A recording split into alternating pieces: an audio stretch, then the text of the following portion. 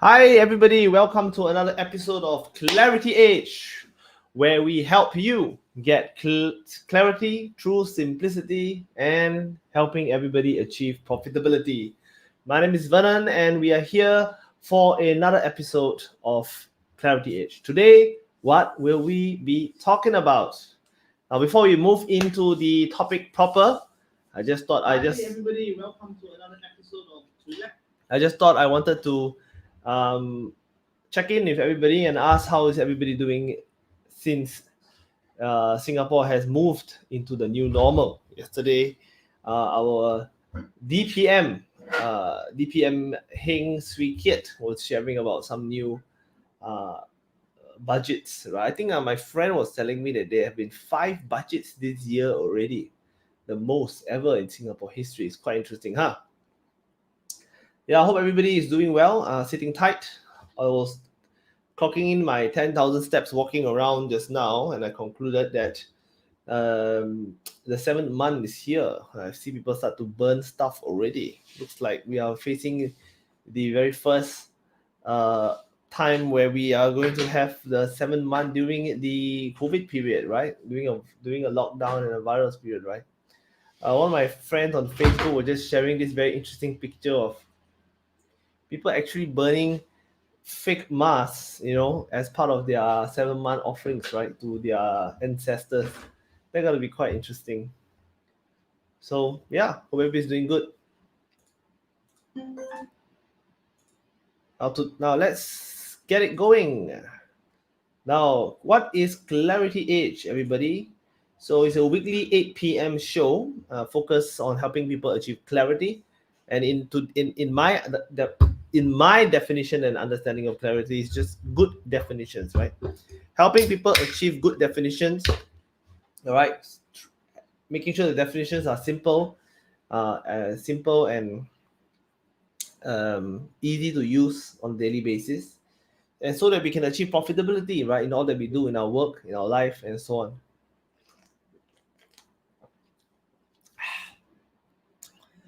So let's go. Today, what are we going to talk about? Today we're going to talk about how to overcome our objections, right? That's the topic today. The outline: influence and manipulation. Now, how do we understand this? I actually get this question a lot ever since I started about 10 years ago as a NLP trainer. As an NLP trainer in the past, as we are sharing about these various techniques and methods to influence people, many of them comment that the techniques appear to be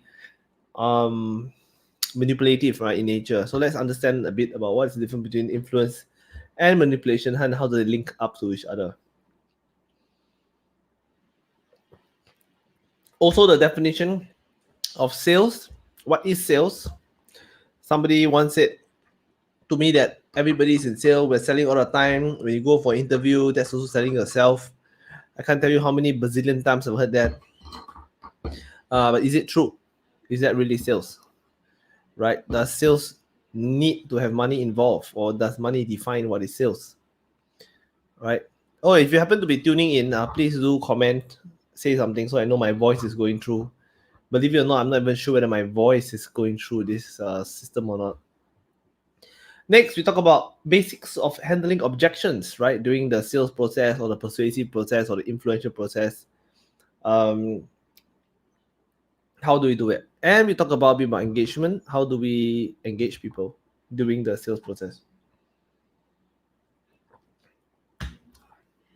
Okay, let's go in. Manipulation versus influence, manipulation, and what? What's the best way for me to phrase this?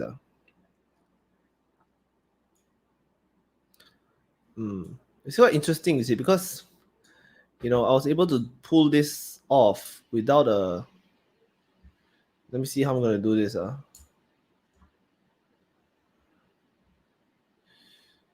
Okay, yeah, right. we're gonna talk about the three different ways of understanding influence. All right, and what is the missing element? The missing, okay, if you influence people, if you're not influencing them, you're manipulating them. If it's the same thing, or is it more of the same, or is it exactly the same? And what's the third thing? If you don't manipulate, if you don't influence, what's the third thing? The third thing actually is inspiration. Okay, so let's go down one by one, and let's try to understand this together. All right. First, influence. Where did this word come from?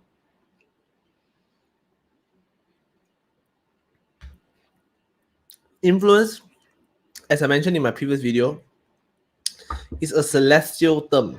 It's a term that came about from those people who study the stars and the skies and the moons and planets, right? So these guys are the celestials. I mean, no, the astronomers and astrologists, right? So when they notice the celestial bodies, which are the planets, and notice how they actually affect and influence each other, or affect and have an effect of each other, they came up with this word called influence. So influence, in fact, is one celestial body having an effect on another celestial body. For example, the moon affecting the tides of the earth. In case you do not know, those out there, people out there, the moon does cause the tides. There's a correlation between the moon and the tides, right? So that's influence, right? As long as I create an effect on somebody, it's called influence. So influence is a big word. And the word manipulation comes with a little bit of a negative connotation, a negative impact, right? I have been manipulated, or I don't like manipulating people, right? But at the same time, when we control a claw, sometimes the claw is called a manipulator, you know, and then you say, oh, let's manipulate the claw so I can grab that thing. So this is called manipulator, right? So, and then you manipulate the thing, right? So is that good or bad? The good way to understand is like this. Influence is the overarching word. Manipulation is the bad one because the word man is inside. Just easy remember. When you put your interest first before the interest of the other person, that's called manipulation. Hey, hi, David. A long time no see. So manipulation basically has the word man in it. So if your intention and your objective comes first, secondary to the other person or the other object you're manipulating, then that's called manipulation. Influence is the big word. Influence is like justice, you know, it's like a very big word. Everything has influence, okay, in a way. Okay, so manipulation, just remember, if your intention comes first before the intention of another person, then that's manipulation. So let's give an example. My dad, let's say he's an overweight guy. He is, by the way, but let's say he is an overweight guy. And I trying to get him to lose weight so that he can live longer, live healthier, and hopefully see, you know, many generations or many of his grandchildren, you know, born, right? Or watch his children get married or whatever. So I try to persuade him of this. Now, is it a manipulation? If I try to get my dad to lose weight so he can live healthy and longer life? I'm sure you agree it's not, right? So there's no manipulation. I'm trying to influence him. Well, I can try many things. I can try very weird stuff like you know, like removing sugar from his house, you know, taking away his car keys or something like that, right? Making him lose things so they can find it. So you gotta put in effort to find it, whatever. Okay. So that's an example of not a manipulation because my heart is for him first. However, if I try to sell you something, a product or a service that you do not need because I want to make a sale, that's a manipulation. Okay. Manipulation is when you put your intention first before the benefit of others. Your benefit first before the benefit of others. Now, if they benefit first and you benefit later, that's not manipulation. Okay, that's a good deal. That's a relationship. That's a collaboration or whatever. Just remember, manipulation. Your intention comes first before the other person. Your benefit comes first. Sorry, your intention. It's all about intention. Now, the last one is called inspiration. Inspiration is like lighting a spark in a person's heart. They are inspired. Now, inspiration, easy way to understand this, right? Is inspiration is like A person having an idea and feels that it is now possible. So that's an inspiration. It's along the dimension of possibility. You inspire me, Alex. What it means is that because of Alex, I now think something is possible when I first thought that thing wasn't possible. Okay, here's a summary. The difference. Just think that influence is like gravity. It applies to everything. As long as behavior get affected from one person to the other, that's called influence. Okay. Manipulation, self benefit is secured first. If you make a deal, an arrangement, or a situation in such a way that your interest comes first before the interest of other people, likely that entire activity will be considered as manipulation. Inspiration, a spark of possibility that's lighted in them, right? That's an inspiration. Okay, good. Because it's important we know the difference first before we dive into a discussion of sales, right? Many of you who are watching for the first time are watching because are watching maybe because you think this is a sales conversation. There's an opportunity to pick up some sales tips, right? Which there will be, but it's just that we have to agree and understand what is sales before we start talking about how to handle it. I mean, you must define your machinery well before you start talking about your machinery, right? Now, sales. What is sales? Not to be confused with speaking positive things. But stop selling me your car. Stop selling me the idea to lose weight. Right? Not to be confused with speaking positive things, charity, sharing or duplicating ideas, or raw influence or casual manipulation. Sales, right, requires the mutual exchange of value. So please note, right, David, you're a sales guy, right? So what is the mutual exchange of value? You see, for sales to happen, right, there has to be a mutual exchange of value. Okay, I repeat again. It requires a mutual exchange of value. Now, if I come to your house, wash your toilet for you, and then say all the best, enjoy clean toilet, and I walk off, it's not a sales. It's not a sale process, right? I did you a service. Now, if I come into your house with my mop and my bucket and my toilet brush, and I said, "Hey, Alex, please let me wash your toilet for you. A clean toilet is good for your home." And you say, "Yeah, okay, sure, but then clean my toilet for me." And I go and clean your toilet for you, and I walk off. Is that sales? That's not sales, because there isn't a mutual exchange of value. I mean, I gave you something that you might or might not wanted, and likely that you wanted and can benefit you, but I didn't get anything at all. There is not. It's not a sales process. Right? I did not get any value out of the interaction. Now, in most cases, right, the mutual exchange of value, the other item in question is money. Right? That's very easy to understand because it's money. However, many sales situations, many business development conversations doesn't require money to realize and activate the concept in question, you know. So that's that for the mutual exchange of value. So that's sales, okay, guys. Sales is whenever you go out to a place or to a person and you want to have a mutual exchange of value with other people. Now, if you want to find out a bit more about how you use this to create effective sales situations, please let me know. I'll be happy to share, privately, of course, because not all content is suitable for Facebook. You must have a mutual. It means you must benefit and they must benefit. Ideally, they benefit first, then before you, and that's a good sales situation. Now, of course, you can go in and sell something that the person don't need and lie to the person and convince the person and offer 2-for-1 bonuses and play on their greed, play on their trust, play on their goodwill, exploit it, and then finally make them to make a purchase. Of course, you can do all of these things, but I don't think it will set you up for a good reputation, right? So let me just explain to you a bit about my philosophy in this area.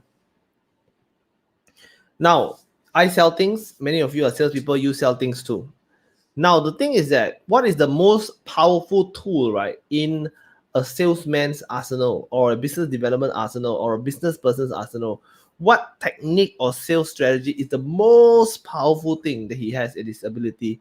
So powerful that he can achieve anything he wants.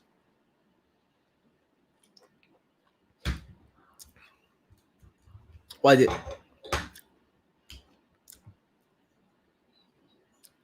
reputation.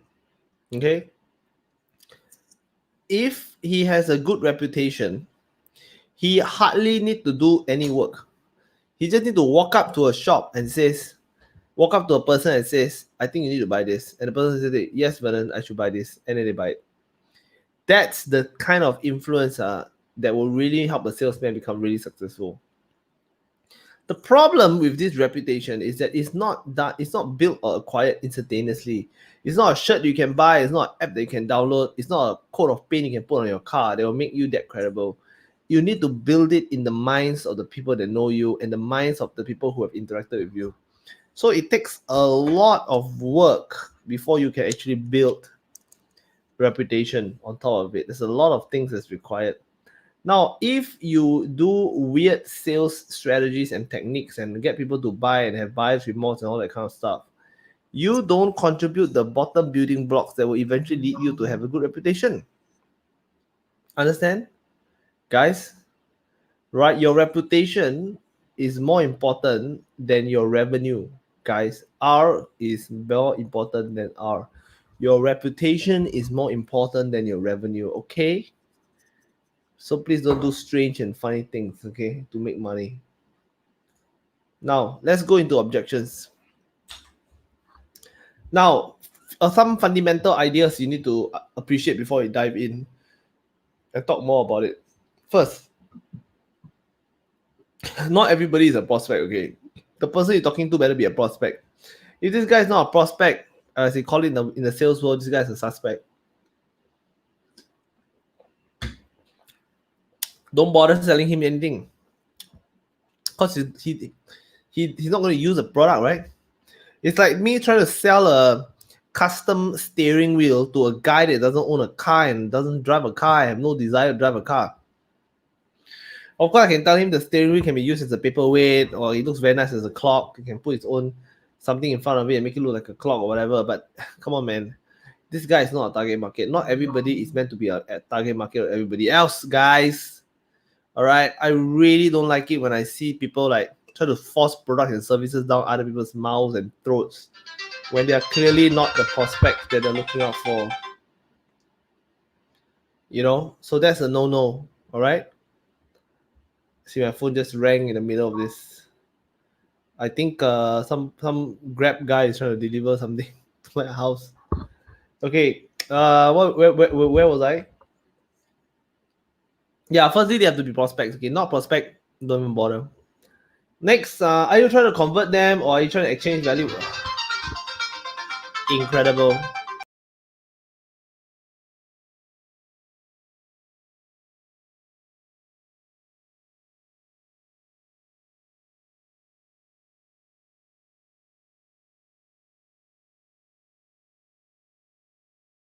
It's true.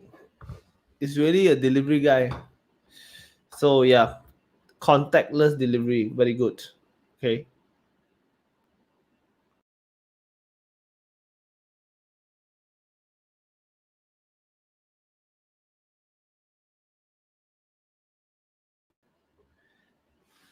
Okay, so what's next one, right? Is don't try to convert them. Are you trying to convert them or are you trying to exchange value with them? Now, if they are a prospect, right, it's very good that they're just ready to buy your service, right? But if they're not even your prospect, don't try to turn a suspect into a prospect, by continuously trying to brainwash them and putting a lot of effort to get them to want to buy the thing. Come on, the market is big enough. Okay, by doing that, it damages your reputation long term, and over time, people will just feel that you're too pushy or too salesy or too gung ho about moving products, right? So that's not a good idea. Okay, just make sure you're out there, connect with people, listen to them, know what they need, have deep understanding of your product and services and the product and services of your partners so that you can create value. Okay, so don't try to hard sell. Next one, what is an objection? The best way to think of an objection, right, is that it's not a no. It's a speed bump. You know, it's a ERP gantry. You just need to tap the card or put something in to open it, right? It's actually an indicator of interest. When somebody tells you something as an objection, it's actually an indicator of interest. He is interested, right? So let me just give you just imagine an exaggeration, right? If imagine I ask you out for coffee, say, hey Alex, would you like to have coffee tomorrow at 3 p.m.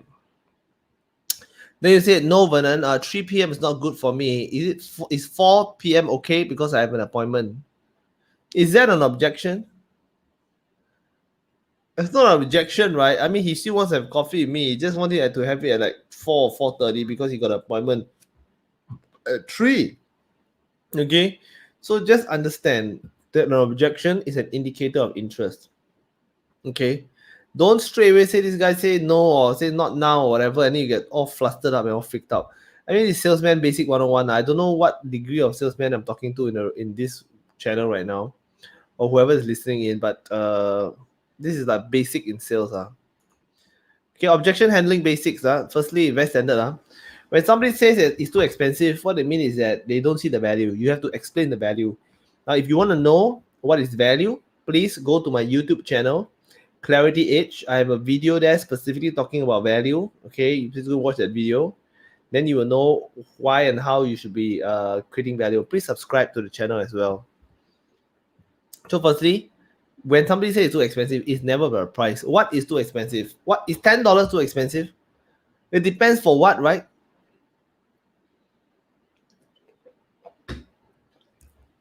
So always make sure you explain the value to them. Once you explain the value to them, they will see that it is not expensive, but it's valuable. I mean, it's $5,000 for a handbag. Expensive or cheap? It depends on the bag, right? So it's all about value. Explain it to them. If you're not aware that Hermes handbag has a resale market, then you would think that $5,000 for something to carry a handphone around is too expensive. You must explain to them. Okay? Basics, these are basics. But the fun part comes later, okay? Sit tight. I will think about it. Now, basically what they say is that what they're actually saying is that, hey, I can't see why this is an urgent thing. Why is this an urgent thing again? So okay, this is called I will think about it. Okay, so don't here I will think about it. Instead here, I don't see why is it urgent. Then you must explain to him why is it urgent. Or every day you don't do this, you're losing $3,000 every year if you don't do this. Okay, that's called, that's called I don't see why is it urgent. Okay, next. I tried it before lah, Vernon. I tried before already, been there, done that. What they're actually saying is that, I don't see how this time is different. Yes, I know I know you have tried it before, but this time we have an app. This time we don't need to pick up the product. This time the product will be sent to you.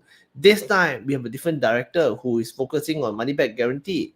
This time, something, tell them why is it different, right?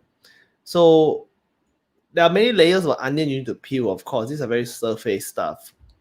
But if you always want to get a yes from them, the first thing that a lot of people don't recognize is that they are not speaking to a prospect. You need to learn how to qualify your prospect so that they are prospects and not people who are suspects. They're here to just waste your time. Your time is important too, okay? FYI. Okay?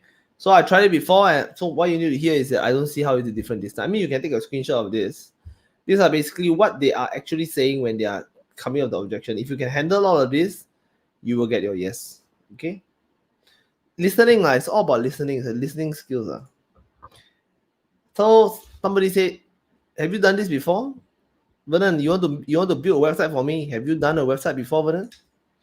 So I've heard. So what they're saying is that tell me about when you have achieved a breakthrough before. Now, there was once. This is a storytelling time. Okay, once I had a client. We were looking for some paper apron and paper gloves. And I told my client, anybody that sells this? He says, come, let's talk about it. I said, why would you want to talk about it? You don't sell paper. He's a professional. Okay, he has a professional firm doing professional services. I said, why do you want to meet my source that wants to buy all this paper stuff? You clearly don't sell paper and you have never done this before. So he looked me straight in the eye without missing a beat. He said, Vernon, that's what a breakthrough is. That really gave me a shock, you see, because if you've never done something and you're going to do it and going to do it successfully, that's called a breakthrough. If you spend your entire life avoiding doing something that you have never done before, then you will never have a breakthrough. You will have a yesteryear situation where everything you do is something you've done before. You never try anything new, you never grow. So understand that whenever you have an opportunity to do something you've done before, it's called a breakthrough. Okay. So if your client is asking you like, hey, have you done this before? Don't you have track record in this area? What they're saying is asking you is like, can you tell me about the last time you did something that you've never done before, and how you win, and how you're resourceful, and how you be smart about it? Yes, tell them a story so they can understand that it's your job to do things they have never done before. I mean, nobody have landed on the moon before. Who's the first? Right? That's how it works, huh? Oh, I don't have time for this, right? Basically, what I'm telling you is tell me why this should be a priority. I don't have time to exercise. I just want to get a heart attack. Come on, right? So just understand. These are the basic objection handling. Okay, make sure. I mean, if there's one tip I can give you guys right now is how can you always get yes from your clients or suppliers or your vendors or your partners, is to make sure you work with the right set of people. You must be working with prospects. You must be working with people who are the right people who can join your committee or your team or your project team or whatever. You don't be in a situation where you're just recruiting for the sake of recruiting, meeting clients for the sake of meeting clients blindly. That's not the way, right? You know, like for me, I tell my referral partners, my network and my friends who refer me business, tell the client there needs to be a budget. If there is no budget, there is no burden. Okay. So because I mean, just like many of you, I try not to work for free, okay, on professional projects. So always must have a budget. I mean, the budget could be $20. I don't care. For $20, I'll have coffee with you. Okay, how about that? But just make sure that there is a budget. If there is a budget, okay. No budget, not okay. So that's the way I qualify. It's not the person is a good person or a bad person or the project is easy to do or difficult to do. If there's no budget to me, there's no priority. I don't want to work with somebody when their project is not a priority for them. As simple as that.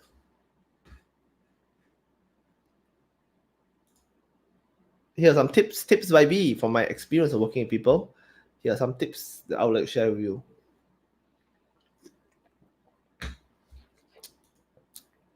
First, when meeting your prospects, being introduced, remember it's always about meeting the right people, right?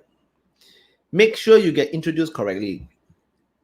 Tell your connector, please introduce me like this to this person. Please ask him for permission to call so that I can connect and call him. Don't just take his number, call him, hey Alex, I got your number from Sam. I heard you want to buy a new system for your business.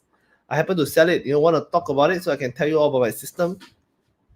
Terrible, man. That's how you create a bad first impression. Okay. Tell Sam, hey Sam, could you tell Alex to expect my call? I'll be calling and I will cite your name. Okay, Sam, that you introduced me, and because he's looking for a product with this specification, and I happen to have the products with this specific specification, so I would like to have an exploratory meeting with him. Okay, Sam, please connect me with Alex. That's how it works. Okay, please don't whack, please don't attack. Okay, please don't do weird stuff and cause people to think that you're a weirdo. Help them to connect with you. If you need, type out a draft of a WhatsApp to send out so that the guy can forward on your behalf. Okay, are your intentions clear and designed to benefit them first? Now, when you meet people, right? Now, when I meet people for a sales appointment or sales meeting, right? My number one focus is them. If I don't know what they want, if I don't know what they need, and if I don't know what they're afraid of, I do not continue the conversation because I am not creating value for them. It's like turning up to a motorcycle party in no motorcycle. Okay, it's not a party for you. Everybody else is having a party. You are not having a party, and you are not part of the party. So you must always know what they need, what they want, and what they are afraid of, so you can take away the fear, fulfill their desire, and meet their needs. Okay. So basically, when you sit down and have conversation with them, make sure you understand. Hey, hi Jason, welcome. Say hi, okay, if you're tuning in for the first time. So, are your intentions clear and designed to benefit them first? Structure your speech and your communication in a way that they will benefit first. So, hi Alex, I'm here to meet you today. If I'm unable to fulfill your requirements today, no worries. I will definitely refer you out to somebody who can. All right, the meeting will only take 45 minutes. After that, you can make a call on how you want to proceed. Is that okay, Alex? Alex said, okay, make them feel safe. Tell them how you're going to help them and carry on. Focus on value in advance. Let them try your product. Let them try your product. Let them test your thinking process. Let them ask you questions. Guide them. Show them your coaching methodologies. Whatever. Value in advance. Today, people like to try your product for free for a month first before they buy. That's the trend. All right. So don't be too shy about letting people try your experience with you or your business or your service before you expect them to buy. Okay, next. Do you really know what they want for the meeting? I always start the meetings, not always, of course. Some of you are tuning in, my clients as well. I try to always start the meeting with how can I make sure that this meeting is successful for you. So I always start with that kind of disposition and that kind of posture. Okay, how can I make this good for you? So if once they tell me what is good, I will then give them what they're looking for, and they will be successful in the meeting. Right? Do not sell if there is no value. I was just watching a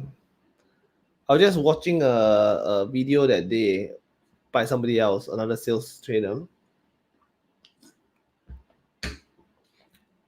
He was advocating that if a person doesn't want your product, there are techniques that you can do to make him reveal his real reason.